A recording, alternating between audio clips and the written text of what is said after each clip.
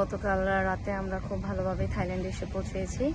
আজকে থাইল্যান্ডে আসার পর প্রথম দিনের মতন ট্রেনিং। যারা ভুটানে ছিল তাদের আজকে ফুল টিমের সাথে দ্বিতীয় অনুশীলন চলতেছে। আশা করছি দলের সবাই ভালো আছে, সুস্থ আছে।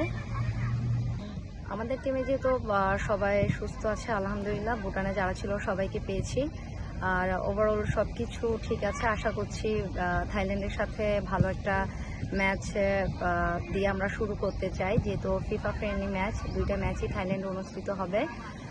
প্রথম ম্যাচটা হচ্ছে আমাদের জন্য খুবই ইম্পর্টেন্ট। আমরা শুরুটা ভালো করতে যাচ্ছি। থাইল্যান্ড যেহেতু আমাদের দিক থেকে অনেকটা র্যাঙ্কিংটা পেয়ে গিয়ে আছে, আমরাও চেষ্টা করব যে ফিফা ফ্রেন্ডলি ম্যাচ খেলার সুযোগ পেয়েছি যেন আমাদেরটা যত আরও কমিয়ে আনা যায় সেটা আমরা চেষ্টা করব। আশা করছি আমাদের শুরুটা ভালো দিয়ে শুরু করার চেষ্টা করব।